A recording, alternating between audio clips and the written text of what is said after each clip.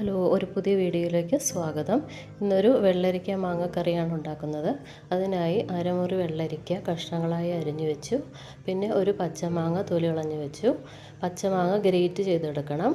ഈ വെള്ളരിക്ക അരിഞ്ഞു വെച്ചത് മിക്സിയുടെ ജാറിലിട്ട് അടിച്ചെടുക്കണം. അരമുറി വെള്ളരിക്ക. പിന്നെ തേങ്ങ എടുത്തു.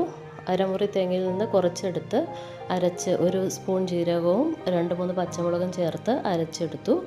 എന്നിട്ട് ഈ അടിച്ചു വെച്ച വെള്ളരിക്ക ഗ്യാസിൽ വെച്ച് 3 മിനിറ്റ് വേവിച്ചെടുത്തു.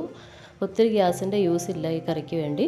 പിന്നെ ഗ്രേറ്റ് ചെയ്ത് വെച്ച മാങ്ങ അതിലോട്ടിട്ട് നന്നായിട്ട് ഇളക്കി ഒരു 2 മിനിറ്റ് വേവിച്ചെടുത്തു. അതിനുശേഷം ഈ അരച്ച് വെച്ച അരപ്പ് ചേർത്ത് ഇളക്കി. എന്നിട്ട് ഒരു കപ്പ് തൈര് ഉടച്ചെടുത്ത് അതിലോട്ട് ചേർത്തു.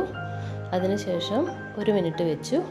എന്നിട്ട് തൈര് ഒഴിച്ചതിന് ശേഷം അധികം തിളപ്പിക്കണ്ട. എന്നിട്ട് താളിച്ചെടുത്തു.